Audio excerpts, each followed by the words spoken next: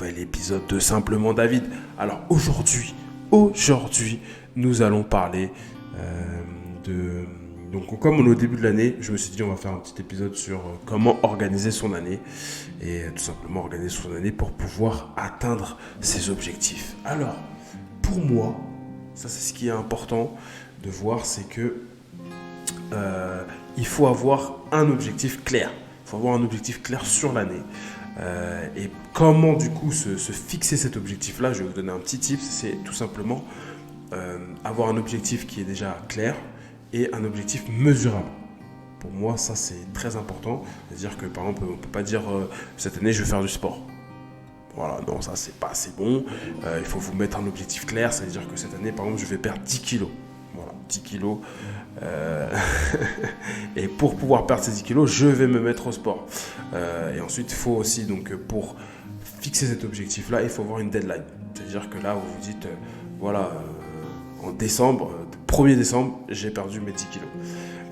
Et là, vous allez voir vraiment. C'est pour ça que ça, c'est important d'avoir un objectif clair, un objectif mesurable. Ça, c'est vraiment le premier point que j'aimerais vous donner. Donc, il faut un objectif qui va être sur l'année, qui va vous driver sur l'année. Par exemple, si vous avez un concours à passer, par exemple, vous dire, obtenir mon concours. Ça, c'est plutôt simple de se le fixer parce que justement, vous avez un concours. C'est-à-dire que là, c'est vraiment mesurable. Soit vous l'avez, soit vous ne l'avez pas. Et sinon, et vous avez déjà, généralement, si c'est un concours, vous avez une date qui est fixée. Donc, après cette date-là, si vous ne l'avez pas, c'est-à-dire que vous avez échoué. Et donc, il faudra recommencer l'année prochaine. Donc, ça, c'est intéressant. Ça, déjà, voilà, vous allez avoir un objectif clair. Donc, ça va être sur l'année, 365 jours pour atteindre cet objectif. Ou peut-être moins, ou plus. Donc, ensuite, cet objectif-là, vous allez le décomposer donc dans votre année pour justement organiser cette année-là. Ça, j'ai pris qu'un seul aspect. Un seul aspect de vos objectifs, c'est-à-dire que dans l'année, je pense que vous avez plusieurs objectifs. Peut-être vous allez pouvoir dire passer plus de temps avec votre enfant. Comment je vais faire pour passer plus de temps? C'est-à-dire que tous les lundis, je m'alloue 5 heures avec mon enfant. Voilà, ouais, je vois ce que je veux dire. C'est toujours quelque chose de mesurable. Donc, maintenant, une fois que vous allez décomposer cet objectif-là, c'est-à-dire que maintenant, si on va rester sur la métaphore sur l'image du sport et des 10 kilos. Donc, on va se décomposer cet objectif-là. C'est-à-dire que chaque trimestre, je veux perdre 2 kilos et demi. Voilà, chaque trimestre, je veux perdre 2 kilos et demi. Et sur la fin de l'année, vous allez voir que ça va faire 10 kilos. Donc ça, c'est important, c'est intéressant. Par exemple, si vous voulez faire... on va pas donner trop d'autres exemples, mais surtout, voilà, ça décomposer l'objectif. Et donc, du coup, vous décomposez votre année. Et c'est important de se mettre des petits marqueurs si vous avez un calendrier. Ça, c'est intéressant de vous mettre des petites deadlines. C'est-à-dire que là, je suis à 2,5. Cette période-là, je vais être à 5. Et voilà, ça veut dire que vous mettez des petits rappels qui vont vous dire là je suis pas très bon, et ça va organiser votre année. C'est à dire que sur tous les autres aspects aussi de votre vie, vous allez aussi les inscrire. Ce qui va être intéressant aussi pour moi, un outil qui est intéressant, qui est indispensable pour moi, c'est un calendrier. Le calendrier Google fait très bien le taf, et pour vous mettre vos deadlines. Pour moi, ça c'est très important. Donc on prend un objectif, on le décompose. Et ensuite, une fois qu'on l'a décompté, on va le décomposer par trimestre, et ensuite par mois, et ensuite par semaine. Et pour moi, et donc, une fois que vous avez mis par semaine, et pour moi, ça, la semaine, c'est l'aspect le plus important, parce que pour organiser votre année, pour moi, c'est le dernier point, c'est ce troisième point, il faut établir une routine de succès. En fait, c'est-à-dire que votre année, elle doit être décomposée sur votre semaine.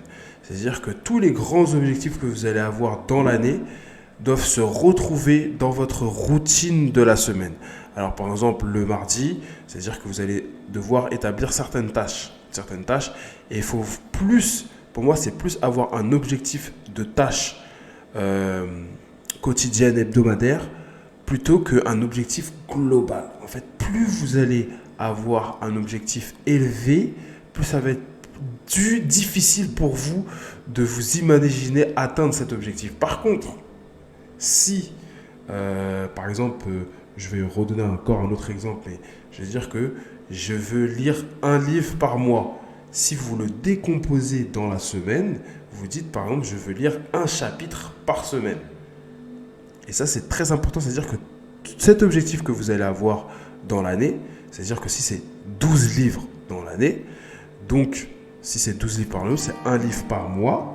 Et maintenant, ce livre par mois, vous allez l'organiser pour pouvoir avoir une routine qui va vous permettre de lire, par exemple, un chapitre par jour. Un chapitre par jour, ça va vous permettre d'atteindre le livre par mois. Et ça, c'est très important parce que on a tendance à oublier que c'est dans l'organisation de l'année, qui dit année, dit semaine, dit jour. Et il faut que vraiment que toutes vos journées, vous puissiez prendre le temps de les organiser. Toutes vos journées, vous puissiez prendre le temps de les organiser. C'est-à-dire que tout début de journée, hop, quelles sont les tâches que j'ai à faire. Ok, c'est très important. Ensuite, quelles sont les tâches qui vont, une fois que la journée est passée, vous faites un bilan. Ok. Moi, j'utilise pas mal un logiciel qui s'appelle Trello, où là, vous pouvez noter un peu toutes les tâches que vous avez à faire. Vous les cochez, si c'est fait, c'est pas fait. C'est très simple. Vous pouvez aussi utiliser, j'aime bien utiliser le bloc-notes sur mon téléphone. Vous notez, ah ouais, ça c'est fait, ça c'est pas fait, ça c'est fait, ça c'est pas fait. Et vous pouvez avoir vraiment un visuel sur l'année, sur votre semaine. Et ça, c'est important. Du coup, une fois que vous allez avoir toutes vos tâches sur la journée, vous vous dites, ah ok, ça c'est fait, ça c'est fait. Pourquoi ça n'a pas été fait? Ok. Qu'est-ce que je dois mettre en place pour pouvoir le faire de la semaine prochaine? Par exemple, si je devais faire du sport, je ne l'ai pas fait. Qu'est-ce qui s'est passé? Pourquoi? Là, j'ai débordé sur telle tâche et du coup, ça m'a empêché de faire du sport. La semaine prochaine, il faut que je sois plus rapide sur la première tâche pour pouvoir faire du sport. Voilà, ça c'est des choses très très simples. Donc, ça c'est très intéressant de voir les choses dans ce sens-là. Pourquoi? Parce que c'est ces petits, comme on dit, les petits ruisseaux font les grandes rivières. Et si vous, dans vos semaines, vous n'avez pas réglé votre problématique de la semaine, votre routine, vous n'avez pas établi une routine, votre année, elle va être très compliquée les objectifs de votre année vont être très difficiles à atteindre.